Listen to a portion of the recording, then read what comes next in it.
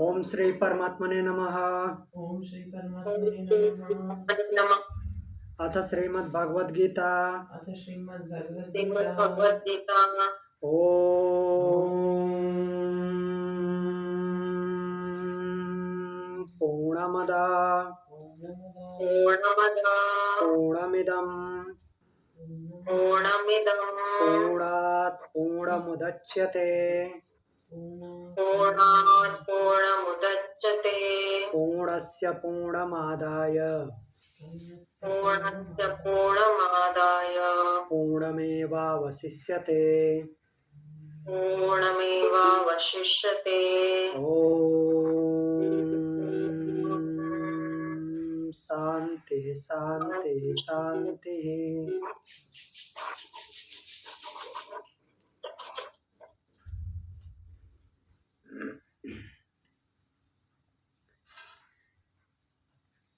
हम कल 23, 24, 25, 26, 27 और 28 तक पढ़े थे। श्लोक नंबर 28 तक।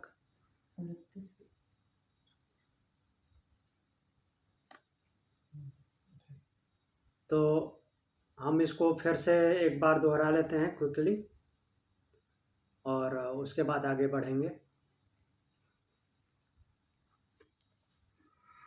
23 नंबर श्लोक में भगवान बोलते हैं आत्मा का वर्णन करते हुए, नैनम छिन्दन्ति शस्त्राणि नैनम दहति पावकः न चैनम क्लेदयन्त्यापो न शोषयति मारुतः। मीन्स इस आत्मा को न शस्त्र छेद सकते हैं, न अग्नि जला सकती है, न जल गीला कर सकता है और न ही वायु सुखा सकती है। इसी को अगले श्लोक में और विस्तारित करते हुए बोल रहे हैं, अच्छेद्यो यम अदाह्यो यम अक्लेद्यो अशोष्य एव च नित्यः सर्वगतः स्थाणुर अचलो अयम सनातनः। यह आत्मा अछेद्य है, अदाह्य है, छेदी नहीं जा सकती, दहन नहीं की जा सकती, अक्लेद्यो गीली नहीं की जा सकती, अशोष्य और सुखाई नहीं जा सकती। यह आत्मा नित्य है, सर्वगत है, मीन्स हर जगह है, सर्वव्यापी है, स्थाणु है, स्थिर है और अचल है, कोई मूवमेंट नहीं करती, सनातन है, हमेशा रहने वाली है। आगे श्लोक नंबर 25 में बोलते हैं भगवान, उसी आत्मा का वर्णन करते हुए बोल रहे हैं,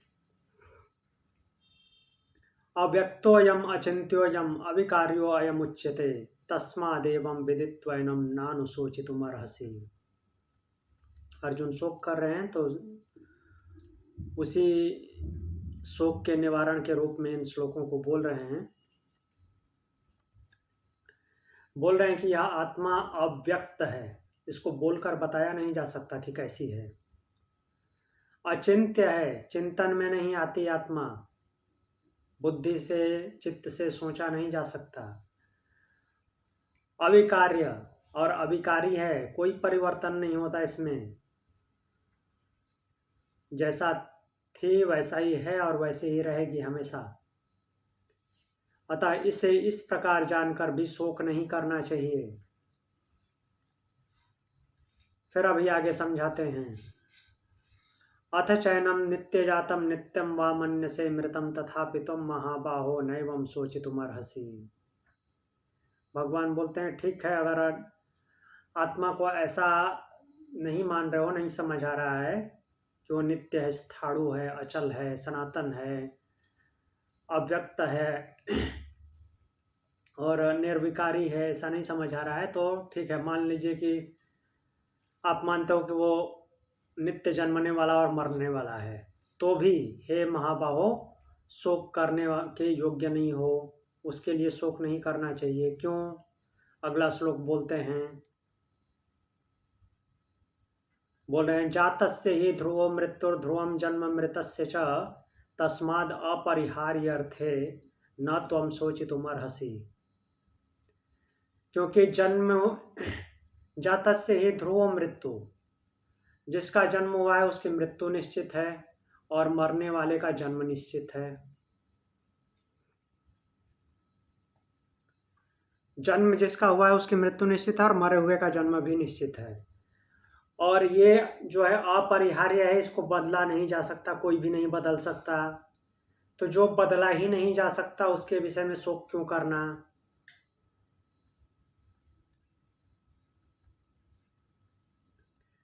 फिर 28 नंबर श्लोक बोलते हैं, अव्यक्तादीनि भूतानि व्यक्त मध्यानि भारत अव्यक्त निधान्यव तत्र का परिदेवना। अव्यक्तादीनि भूतानि, भूतकाल में वंश पहले अव्यक्त थे, सब कुछ अव्यक्त था। व्यक्त मध्यानि भारत, केवल मध्य में ही व्यक्त हुआ है। जो दिख रहा है वो मध्य है, इससे पहले वो अव्यक्त था, अदृश्य था, बताया नहीं जा सकता उसको। अव्यक्त निधनान्यव, और निधन के बाद, मृत्यु के बाद फिर से अव्यक्त हो जाने वाला है। तो जो केवल बीच में प्रकट हुआ है, पहले भी अव्यक्त था, बाद में भी अव्यक्त हो जाएगा, उसका मूल स्वरूप ही अव्यक्त है, उसके विषय में क्या शोक करना।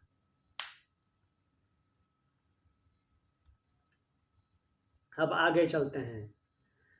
अब इतना आत्मा का वर्णन कर लिया, अब आगे और वर्णन करते हैं।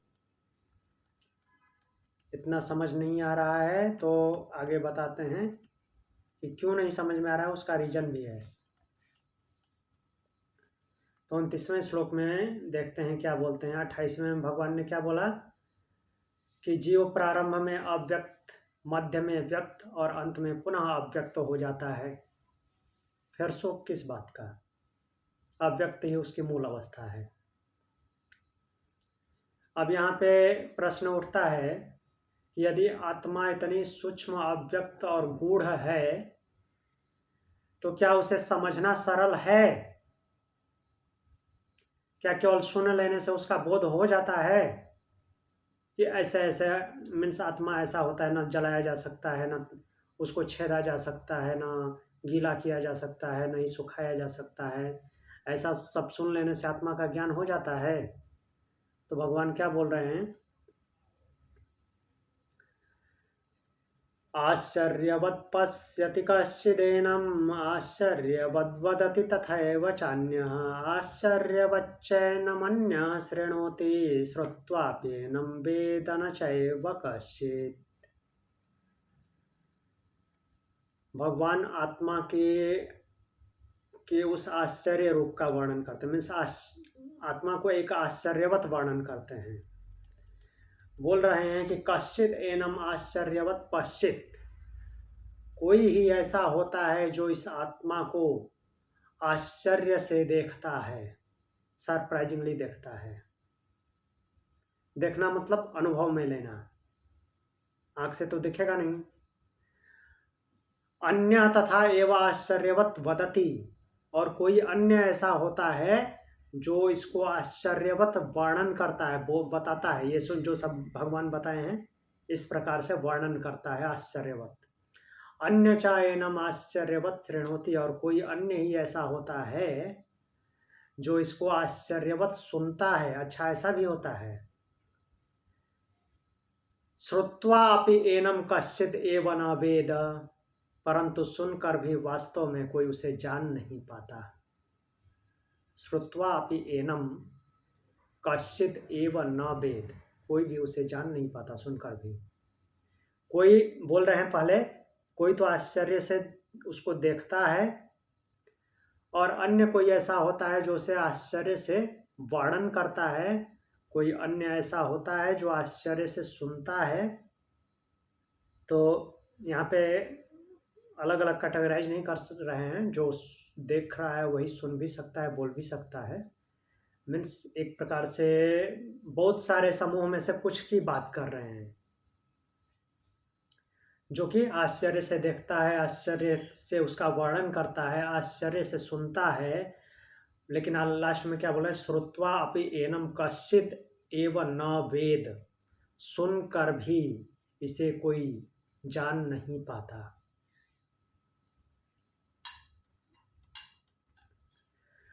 आश्चर्यवत पश्यति कश्चित, कोई इसे आश्चर्यवत देखता है। तो आत्म साक्षात्कार कोई सामान्य घटना तो होती नहीं है। जब ऐसा होता है कि जो उसको अनुभव करने लगता है, अर्थात उस आत्म साक्षात्कार क्या है? गुणातीत अवस्था। उस अवस्था का जब अनुभव करता है उसी को देखना बोलते हैं। तो वो उस समय चकित होता है, जैसे उस स्थिति में जब पहुंचने वाला होता है चकित होता है। जब वैसा हो जाता है तब तो उसका आश्चर्य ही खत्म हो जाता है। तो क्योंकि उस समय वह स्वयं को शरीर नहीं चेतना के रूप में अनुभव करता है, कुछ अलग अनुभव होता है। पहले तो शरीर के रूप में अनुभव करता था और यह अनुभूति साधारण नहीं है। आश्चर्यवद वदति तथैव चान्यः, और वो जो अनुभव करता है उसको बताने का प्रयास करता है, लेकिन वास्तव में वो कैसा है उसको बताया जा नहीं सकता, क्योंकि वो शब्दों की सीमा से परे है, शब्दों की लिमिट में नहीं आता वो।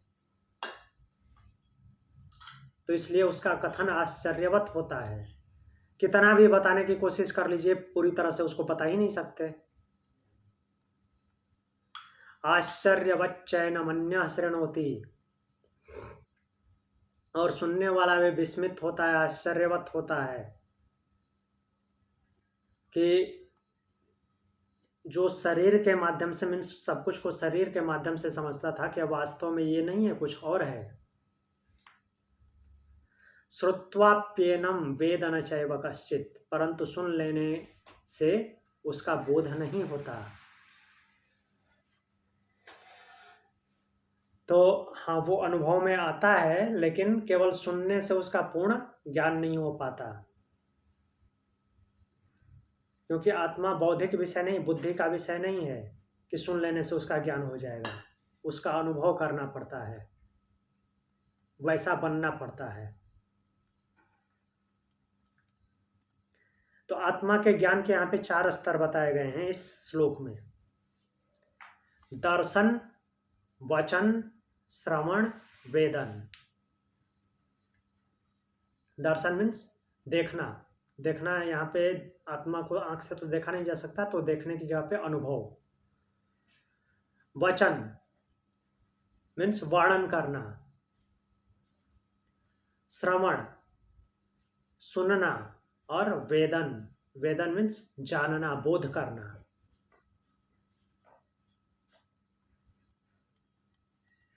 आत्मा जो है ज्ञान के तर्क से परे है, बुद्धि से परे है, या बौद्धिक नहीं है, बुद्धि का विषय नहीं है। आत्मा बुद्धि से भी ऊपर है। तो वो क्या है कि अस्तित्वगत अनुभूति है, वो है, बस इतना ही जानकारी मिलती है। जब जब तक कि खुद साधक वो ना बन जाए, अर्थात गुणातीत ना हो जाए, तब तक वो समझ में आता नहीं पूरी तरह से। तो हम आत्मा के विषय में सुनते हैं, पढ़ते हैं, चर्चा करते हैं, परंतु जब तक मैं शरीर नहीं, इसकी अनुभूति जब तक नहीं हो जाती, अर्थात शरीर के भावनाओं से ऊपर नहीं उठ जाते, तब तक शोक बना रहता है। शोक तब तक बना रहेगा जब तक कि हम शरीर के भावों से ऊपर ना उठ जाएं। कुछ भी कर लीजिए।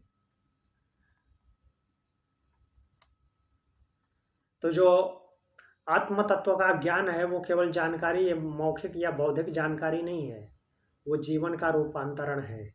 जब आप उस लेवल पे जाएंगे तभी वो पता चलता है।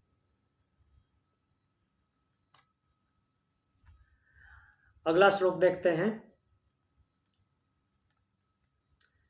29वें श्लोक में भगवान ने कहा कि आत्मा का दर्शन, वर्णन, श्रवण सब आश्चर्यवत है। सुनकर भी उसे कोई विरला ही जान पाता है। सुनकर भी जानने में वो नहीं आता। अब यहाँ पे प्रश्न है कि आत्मज्ञान इतना दुर्लभ है, तो क्या तब तक शोक उचित है जब तक उसकी जानकारी ना हो जाए? मीन्स जो शोक होता है वो ठीक है, नॉर्मल है। तो भगवान इस श्लोक को जो पिछले श्लोक में बताए हैं उसका अभी आगे एक्सप्लेन करते हैं। क्या बोल रहे हैं देहि नित्यमवध्योऽयं देहे सर्वस्य भारत तस्मात् सर्वाणि भूतानि न त्वं शोचितुमर्हसि।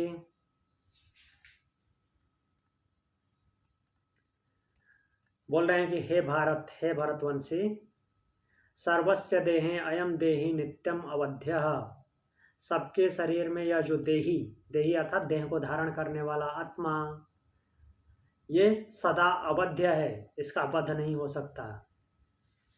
तस्मात् त्वं सर्वाणि भूतानि शोचितुम न अर्हसि, अतः तुम्हें किसी भी प्राणी के लिए शोक नहीं करना चाहिए।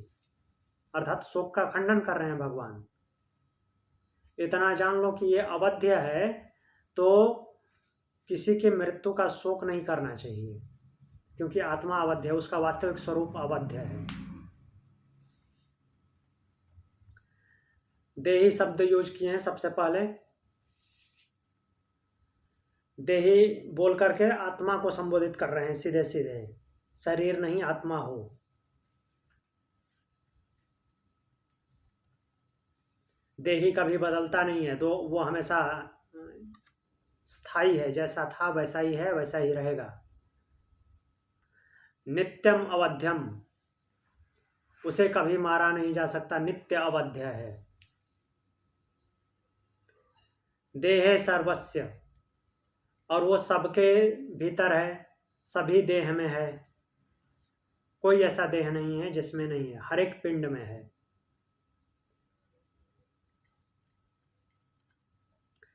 तस्मात्, तस्मात् शब्द जो है वो निष्कर्ष देता है कि आत्मा नित्य है, अवध्य है, सबके भीतर समान है। तो यहाँ पे शोक का आधार शून्य हो जाता है। न तुम शोचितुमर्हसि, हे अर्जुन, तुम्हें शोक नहीं करना चाहिए, तुम शोक के योग्य नहीं हो।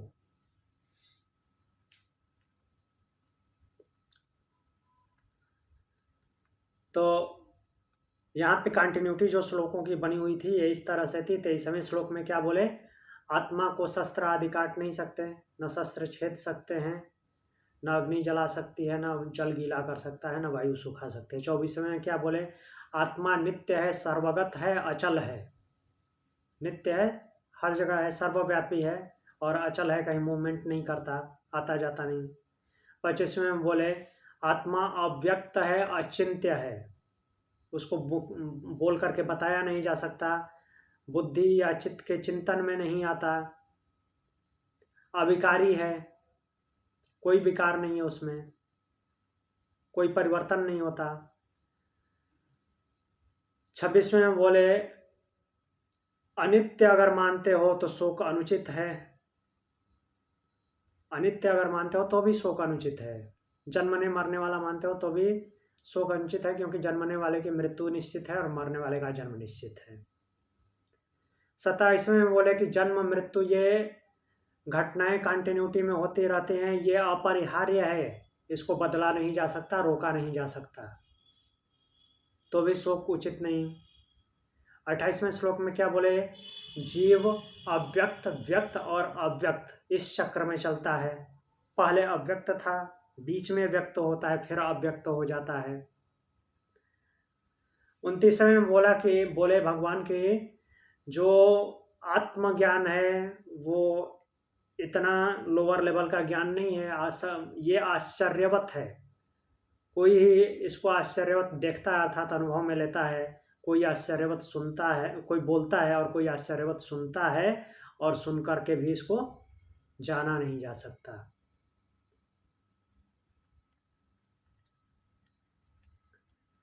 क्योंकि वो क्यों नहीं जाना जा सकता? क्योंकि वो बुद्धि की सीमा से परे है, बौद्धिक चीज नहीं है आत्मा, उसको जानने के लिए वैसा होना पड़ता है,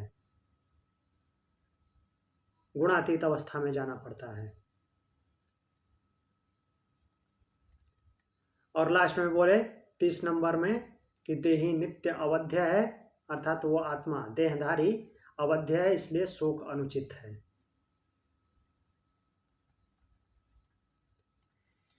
तो इतना आत्मा तत्व के बारे में भगवान ने बताया।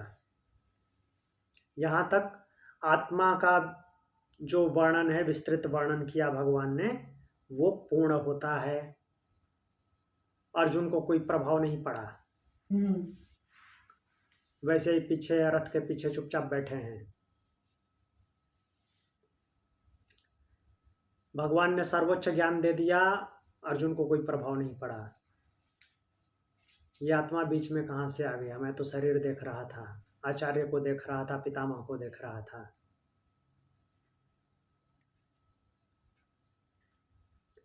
तो इतने सारे श्लोक जो आत्म तत्व पे बोले हैं भगवान, तो उससे क्या पता चलता है कि हम शोक करते हैं क्योंकि हम देह को मैं मान लेते हैं। वो मैं शब्द जो आता है उस ये शरीर के साथ में मीन्स 24 तत्वों के साथ में हम मानते हैं कि हम हैं, तो इसलिए मैं शब्द ऐसा लगता है कि इस जो शरीर हम हैं उसमें कोई अलग आत्म तत्व नहीं, इन सबके साथ में जिसको जीवात्मा बोलते हैं वही मैं हूँ। जब देही का बोध होता है तो जीवन बदल जाता है, अर्थात ये तो ऐसे ही एक यात्रा थी, वास्तविक तत्व तो कुछ और है, ऐसा जानने में आता है। अब 31 नंबर श्लोक पे चलते हैं। 31 नंबर श्लोक से जो विषय है वो थोड़ा सा परिवर्तित होता है। आत्मतत्व से अर्जुन को प्रभाव नहीं पड़ा, अर्जुन नहीं उठे। अब भगवान क्या बोल रहे हैं? देही नित्य अवध्य तो बता दिए, फिर भी कुछ नहीं हुआ। तो यहाँ तक प्रश्न उठता है कि यदि आत्मा नित्य है और शोक अनुचित है तो क्या जो अर्जुन युद्ध भूमि में हैं वो युद्ध से निवृत्त हो जाएं, अर्थात युद्ध ना करें?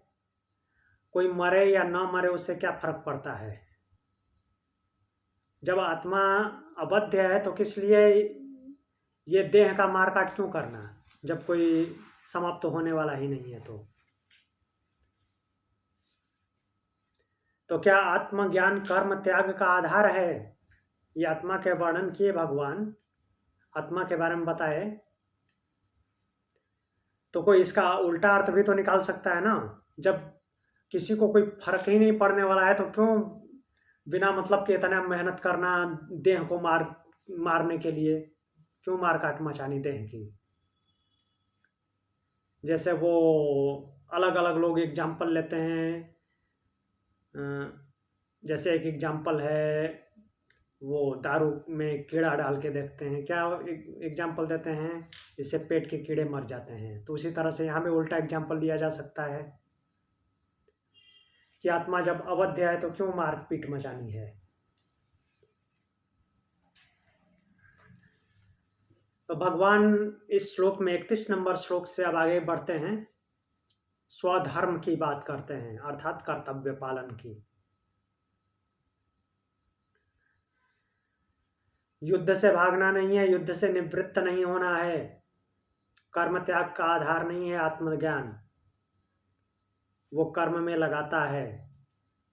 आपका धर्म क्या है, आपका कर्तव्य क्या है, उसमें लगाता है। तो केवल आत्मा का जो प्योर ज्ञान था, शुद्ध ज्ञान था, वो अर्जुन को प्रभावित नहीं कर पाया। अब भगवान आते हैं स्वधर्म पे, बोलते हैं स्वधर्ममपि चावेच्छ न विकम्पितुमर्हसि धर्म्याधियुद्धात् श्रेयो अन्यत् क्षत्रियस्य न विद्यते। तो अर्जुन को बताते हैं स्वधर्ममपि अवेक्ष त्वं न विकम्पितो अर्हसि।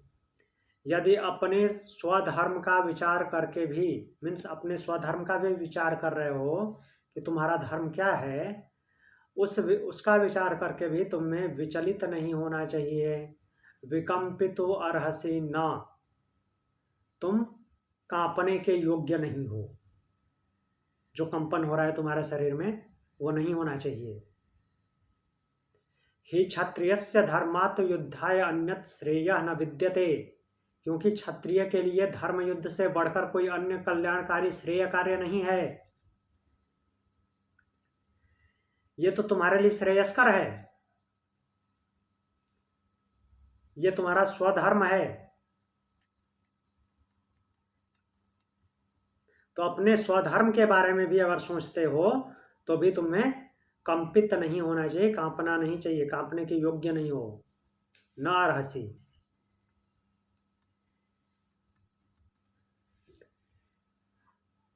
तो यहाँ पे भगवान शुद्ध दर्शन बताते हैं, बोलते हैं कर्तव्य और कर्म योग की, यहाँ पे वो कर्तव्य और कर्म योग की भूमि में प्रवेश करा रहे हैं। अभी तक सुप्रीम नॉलेज दे रहे थे, अब कर्म योग पे आ गए। आत्मज्ञान जो है पलायन का मार्ग नहीं है, वो पलायन नहीं सिखाता।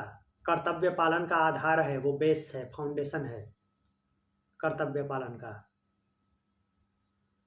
स्वधर्म शब्द यूज किए हैं। स्वधर्म मीन्स जो तुम्हारा स्वभाव है वही तुम्हारा धर्म है। स्वभाव, स्थिति, उत्तरदायित्व, रिस्पॉन्सिबिलिटी क्या है, वही स्वधर्म होता है। तो अर्जुन बचपन से योद्धा रहा है, उसका धर्म क्या है? धर्म युद्ध करना। अपि च अवेच्छ, जो अपि च अवेच्छ शब्द है वो बताता है कि भावनाओं में मत बहो, विवेक से देखो क्या है। आत्मज्ञान के बाद विवेक पूर्ण कर्म अपेक्षित है। आत्मज्ञान का उपदेश किया, उसके बाद अगर अपना कर्म भी देख रहे हो तो विवेक पूर्ण कर्म करो। ना विकम्पित अर्हसि, इससे तुम्हें कंपित नहीं होना चाहिए, डगमगाना नहीं चाहिए।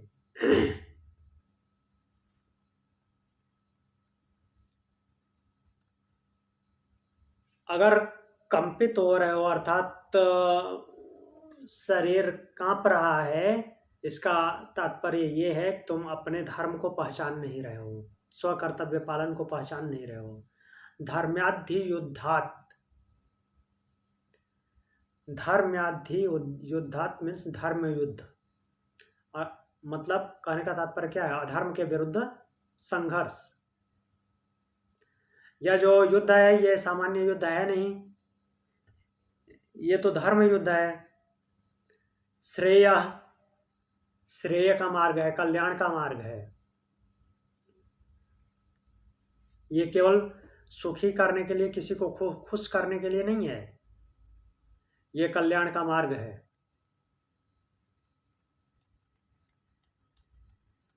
कल्याण का मार्ग किसे बोलते हैं? जो मुक्त कर दे, जो क्षणिक सुख दे, वो क्या है? वो प्रेय है, प्रिय लगने वाला। ये प्रिय लगने वाला नहीं है, श्रेय है। श्रेय और प्रेय हम कठोपनिषद में देखे थे।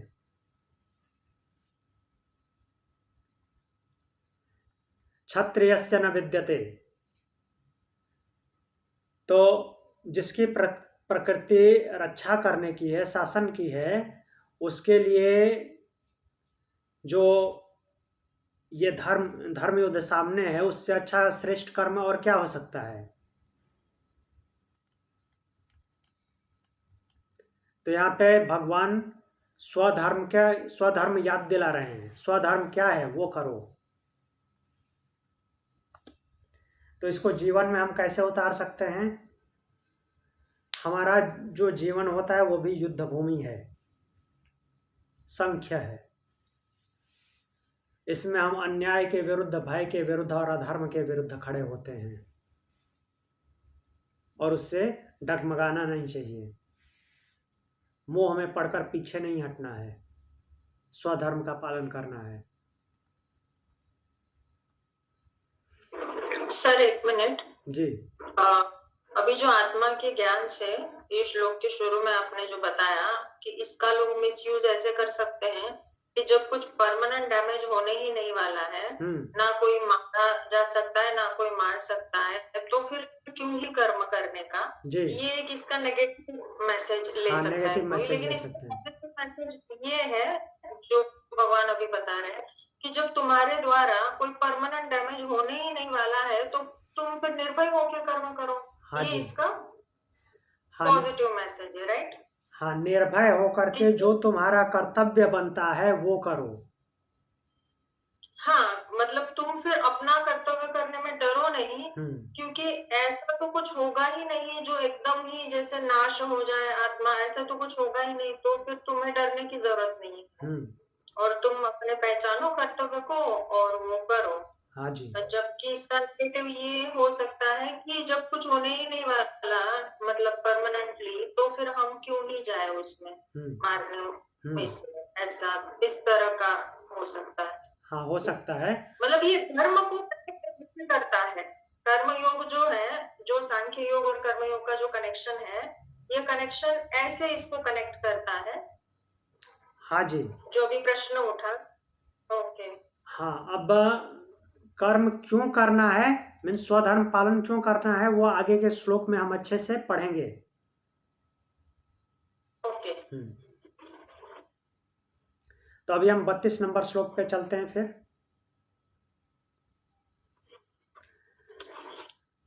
32 नंबर श्लोक 31 से आगे चलते हैं। 31 में क्या बोले, 31 में भगवान बोले, धर्म्याद्य युद्धात् श्रेयो अन्यत् क्षत्रियस्य न विद्यते।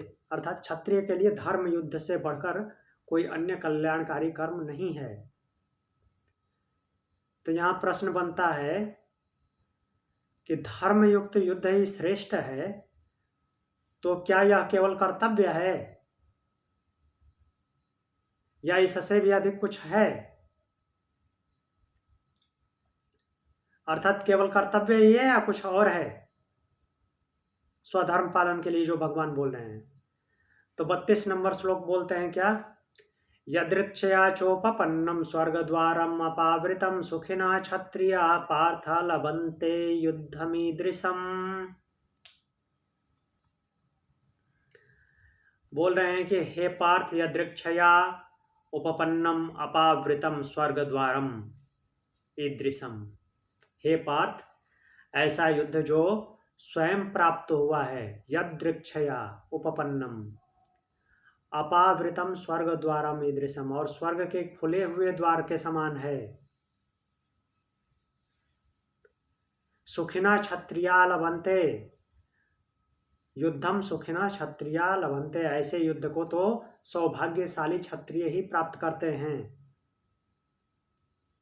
तो क्या बोल रहे हैं, केवल स्वधर्म नहीं है, ये खुले हुए स्वर्ग के द्वार के समान है। स्वर्ग के द्वार के समान मतलब आपका उत्थान करेगा, ऊर्ध्वगामी बनाएगा। ये कहने का तात्पर्य क्या है, स्व कर्तव्य पालन आपको ऊर्ध्वगामी बनाता है, आपको ऊपर उठाता है।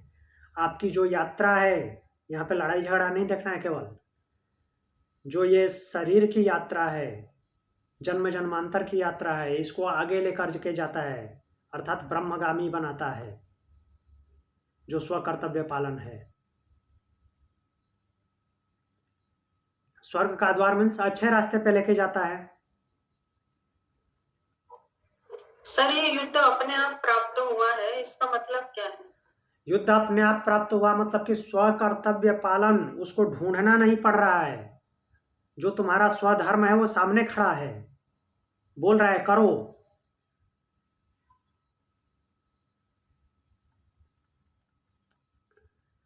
तो ये जो श्लोक है स्वधर्म पालन की अनिवार्यता को एक और ऊंचे आध्यात्मिक आयाम पे स्थापित कर देता है। केवल कर्तव्य नहीं है ये दिव्य अवसर है अपने आप को उन्नत करने का, ऊपर उठाने का।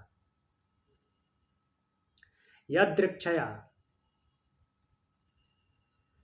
तो यहाँ पे बोल रहे हैं भगवान की, यहाँ पे मांगने की जरूरत नहीं है, स्वयं जो है स्वधर्म अपने आप अवसर बन करके खड़ा हुआ है सामने। कहीं ढूंढ ढूंढ के कर्तव्य नहीं करना। उपपन्नम, ये सहज प्राप्त है। तो मतलब तो हमने जो कोट बनाया है कि एक्चुअली प्रॉब्लम को हम प्रॉब्लम देखते हैं, लेकिन वो अपॉर्चुनिटीज होती हैं, वो भगवान यहाँ ऑलरेडी बता रहे हैं। हाँ, एक बार इसको खत्म कर लेने दीजिए, श्लोक को खत्म कर लेने दीजिए। तो यदृच्छया उपपन्नम, तो यह स्वयं प्राप्त हुआ है, बोल रहे हैं स्वर्ग द्वारम अपावृतम। स्वर्ग द्वार अर्थात श्रेष्ठ लोक का मार्ग, अपावृतम पूरा खुला हुआ मार्ग है। स्वर्ग मतलब कि उच्च लेवल का गंतव्य, एक तरह से बोलें तो मीन्स श्रेष्ठता की ओर अग्रसर, आत्मोन्नति का साधन है ये, अपने आप को ऊपर उठाने का साधन है। सुखिना क्षत्रिया, सुखिना क्षत्रिया अर्थात यहाँ पे वो सांसारिक सुख की बात नहीं कर रहे हैं, सौभाग्य की बात कर रहे हैं। मीन्स ये सौभाग्य है कि ऐसा स्वधर्म सामने खड़ा है, सबको ऐसा अवसर नहीं प्राप्त होता। युद्धम ईदृशम, ईदृशम ऐसा धर्म और अधर्म का स्पष्ट संघर्ष दिख रहा है। तो जब न्याय स्पष्ट हो और अन्याय स्पष्ट हो तो उस समय पे मौन रहना कायरता है।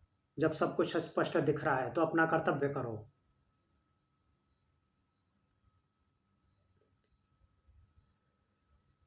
तो यहाँ पे श्लोक क्या बता रहा है कि सत्य की रक्षा में कर्म जो है साधना है। धर्मयुक्त कर्म आत्मिक उत्कर्ष का मार्ग होता है। स्वधर्म पालन आत्मिक उत्कर्ष मीन्स अपने आप को उठाने का मार्ग है, साधन है। तो हमारा जीवन भी संघर्षों से भरा हुआ है। युद्ध होते रहते हैं, इंटरनली युद्ध होते रहते हैं, बाहर भी होता है। अन्याय के विरुद्ध आवाज उठाना, सत्य के लिए खड़ा होना, कर्तव्य निभाना, ये सब चलता रहता है। कई बार हम सोचते हैं कि मेरे साथ ही ऐसा क्यों, परंतु यहाँ पे जो वर्णन आ रहा है भगवत गीता में, तो इसके हिसाब से ये नहीं सोचना है कि मेरे साथ ही ऐसा क्यों, ये अवसर प्राप्त हुआ है, आप सौभाग्यशाली हैं, उसको करो।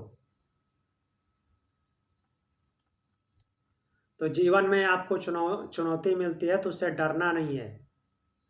वो क्या है? स्वर्ग द्वारम अपावृतम, स्वयं स्वर्ग के द्वार की तरह है, उसका यूज करो, आगे बढ़ सकते हो, डरना नहीं है। आत्मोन्नति का मार्ग है। हाँ भी पूछिए, क्या पूछ रही थी? क्लियर हो गया? ठीक है। नहीं, मैं पूछ नहीं रही थी, वो जो कोट बोलते हैं ना, बहुत जो फेमस है कि प्रॉब्लम को एक्चुअली अपॉर्चुनिटीज की तरह हाँ हाँ जी, देखना है। वही है। भगवान यहाँ ऑलरेडी वो मतलब इसमें क्लियर किया है उन्होंने। हाँ, 33 नंबर श्लोक में बढ़ते हैं। भगवान ने 31वें श्लोक में क्या बोला? भगवान ने कहा कि धर्म्यादि युद्धात् श्रेयो अन्यत् क्षत्रियस्य न विद्यते। क्षत्रिय के लिए धर्म युद्ध से बढ़कर के और कुछ नहीं है। 32वें में क्या कहा कि यह युद्ध स्वर्ग द्वार के समान दुर्लभ अवसर है। ये स्वर्ग द्वार की तरह, अर्थात यह अपॉर्चुनिटी है, सौभाग्य है, आत्मोन्नति का मार्ग है। तो यहाँ पे प्रश्न बनता है, म्यूट कर लीजिए। हाँ, यदि यह इतना ही श्रेष्ठ और सौभाग्यपूर्ण अवसर है तो यदि अर्जुन इसे अस्वीकार कर दे तो क्या होगा? अगर ये ऐसा अवसर है, स्वधर्म पालन स्वर्ग के खुले हुए स्वर्ग के द्वार की तरह है, आत्मोन्नति का मार्ग है, तो मान लीजिए कि इसे अस्वीकार कर दिया तो क्या होगा? नहीं करना है। तो स्वधर्म त्याग का परिणाम बताते हैं। क्या बताते हैं? अथ चैत्त्वमिमं धर्म्यं संग्रामं न करिष्यसि तथा स्वधर्मं कीर्तिं च हित्वा पापम वाप्स्यसि। भगवान बोल रहे हैं कि ये मत सोचो कि स्वधर्म से भाग जाऊंगा। भागोगे तो क्या होगा? यदि तुम एतम इमं धर्म्यम संग्रामम न करिष्यसि, यदि तुम इस धर्म में युद्ध को नहीं करोगे, तथा स्वधर्मम कीर्तिम च हित्वा पापम अवाप्स्यसि, तो अपना स्वधर्म और कीर्ति त्याग कर पाप को प्राप्त करोगे। स्वधर्म भी खोओगे, स्वधर्म तो जा ही रहा है, और कीर्ति जो इतने दिन तक जो है कीर्ति कमाए हो, अर्जित किए हो, मान प्रतिष्ठा अर्जित किए हो, वो सब भी चला जाएगा और पाप को प्राप्त होगे, नीचे गिर जाओगे। तो इसको डिटेल में देख लेते हैं। यहाँ जो है भगवान केवल कर्तव्य का महत्व नहीं बताते, कर्तव्य त्याग का दुष्परिणाम भी बताते हैं कि कर्तव्य का त्याग करोगे तो क्या दुष्परिणाम होगा। तो यह एक चेतावनी है, भगवान परिणाम बता रहे हैं। इमम धर्म्यम संग्रामम, यह सामान्य युद्ध नहीं है, धर्म संग्राम है। अधर्म के विरुद्ध मौन रहना जो है स्वयं अधर्म में सम्मिलित होने जैसा है। मौन भी नहीं रह सकते, चुप भी नहीं रह सकते। न करिष्यसि, यदि बोल रहे हैं कि इमम धर्म्यम संग्रामम न करिष्यसि, तो यहाँ पे भविष्य का संकेत दे रहे हैं। स्वधर्मम हित्वा, स्वधर्मम हित्वा बोल करके क्या बोल रहे हैं कि स्वधर्म का त्याग, या केवल बाहरी कर्म का त्याग नहीं है। ये ऐसा अगर करते हो तो क्या हो जाएगा, आत्मसम्मान का त्याग हो जाएगा। जो सारी कीर्ति प्रतिष्ठा कमाए हो वो सब चली जाएगी, और केवल दूसरों की नज़रों में नहीं, खुद की नज़रों में भी चली जाएगी। अंतरात्मा ही सम्मान नहीं करेगी। कीर्ति च, कीर्ति यहाँ अहंकार नहीं बल्कि चरित्र की प्रतिष्ठा है। कीर्ति बोलने का मतलब ये नहीं कि आप अपनी बड़ाई करो, अपने मुंह अपना बखान करो, नहीं। वो जो इतने दिन से प्रतिष्ठा अर्जित हुई है उसकी बात कर रहे हैं, उस कैरेक्टर की। पापम वापसी, तो पापम वापसी बोल करके क्या बोल रहे हैं, पाप क्या है। पाप केवल हिंसा, किसी को मारना पाप नहीं है। कर्तव्य से पलायन भी पाप है। अपना अगर स्वधर्म नहीं कर रहे हो, कर्म से भाग रहे हैं तो पाप होता है।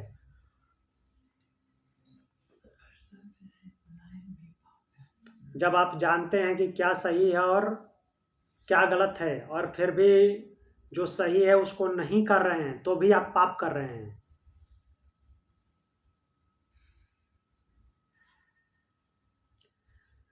तो यहाँ पे दो बातें की हैं भगवान। स्वधर्म पालन, बात तो एक ही है, स्वधर्म पालन, उसके अपोजिट में अपने आप आ जाता है स्वधर्म त्याग। तो स्वधर्म पालन करेंगे तो क्या होगा, श्रेय, कल्याण को प्राप्त होंगे, पहले ही बता चुके हैं। ऊर्ध्वगामी होंगे, आत्मोत्सर्ग होगा, आत्मोन्नति होगी, कीर्ति बढ़ेगी। स्वधर्म त्याग करेंगे तो क्या होगा, पाप होगा, पतन होगा। तो भगवत गीता यहाँ कर्म की नैतिकता को स्पष्ट करते हुए कहती है कि ज्ञान का उपयोग यदि कर्म में न हो तो वह अधूरा है। पहले ज्ञान की बात किए भगवान, आत्म तत्व का विस्तार से वर्णन किए। वही ज्ञान जो है कर्म में लगाता है। तो ज्ञान का उपयोग कर्म में नहीं है तो वो पूर्ण नहीं है, अधूरा है। जीवन में भी ऐसे क्षण आते हैं जब सत्य स्पष्ट होता है, परंतु भय हमें रोकता है, कहीं कुछ हो न जाए, हम अपॉर्चुनिटी छोड़ देते हैं। कर्तव्य से भागना आसान है, परंतु उसका परिणाम जो है आंतरिक ग्लानि होती है। धर्म का पालन करना कठिन है, कठिन लगता है, परंतु उसका परिणाम आत्मगौरव होता है। जब आत्मोत्सर्ग, आत्मोन्नति होती है तो आत्मगौरव आता है, अपने आप, अपने भीतर से गौरव आता है। आपके जीवन में जब धर्म संग्राम आए तो स्मरण रखिए, मौन रहना भी एक निर्णय है। ऐसा नहीं कि मैं किसी पक्ष में नहीं जाऊंगा, ये मौन रहना भी एक निर्णय है और उसका परिणाम भी निश्चित है। अगर सही के पक्ष में मौन है और उसकी वजह से कुछ गलत हो रहा है तो उसका भी परिणाम मिलेगा।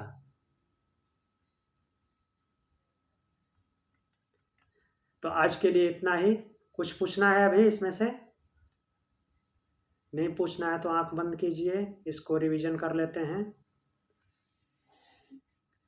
33 नंबर श्लोक तक आज हमने देखा, शुरू किए थे 29 से। 29 नंबर श्लोक में क्या बोलते हैं भगवान? आश्चर्यवत् पश्यति कश्चिदेनम् आश्चर्यवद् वदति तथैव चान्यः आश्चर्यवच्चैनमन्यः शृणोति श्रुत्वाप्येनं वेद न चैव कश्चित्।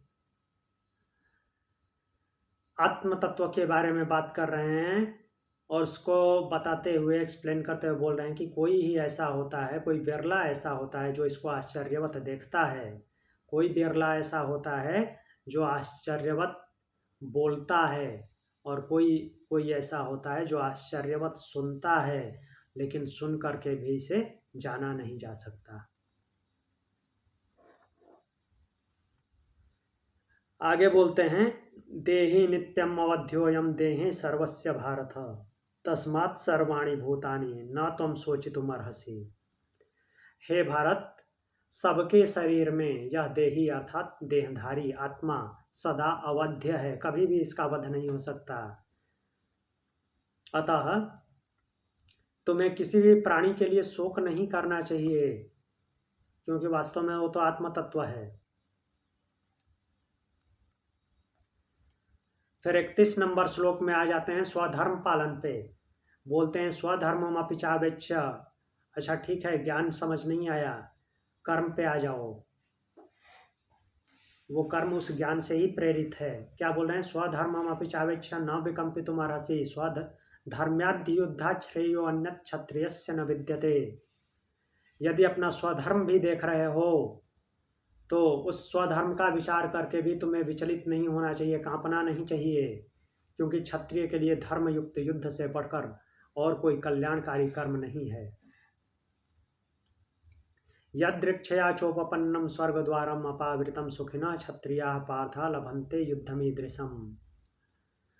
भगवान क्या बोल रहे हैं? हे पार्थ, ऐसा युद्ध जो स्वयं प्राप्त हुआ है, कहीं ढूंढने नहीं गए हो, स्वयं प्राप्त हुआ है, स्वयं स्वधर्म अपने आप चल कर आया है, यह खुले हुए स्वर्ग के द्वार की तरह है। ऐसा युद्ध सौभाग्यशाली क्षत्रिय ही प्राप्त करते हैं। और 33 नंबर श्लोक में चेतावनी दे रहे हैं, वार्निंग दे रहे हैं। सोच रहे हो कि स्वधर्म नहीं करूंगा, भाग जाऊंगा तो क्या होगा? अथ चैत्वमिमं धर्म्यं संग्रामं न करिष्यसि तथा स्वधर्मं कीर्तिं च हित्वा पापम अवाप्स्यसि। बोल रहे हैं कि यदि तुम इस धर्म में युद्ध को नहीं करोगे तो अपना स्वधर्म, कीर्ति, ये सब कुछ त्याग करके पाप को प्राप्त होगे, नीचे गिर जाओगे, पतन होगा। तो आज के लिए इतना ही। अगला श्लोक हम कल देखेंगे, 34 नंबर। प्रणाम। ओम शांति।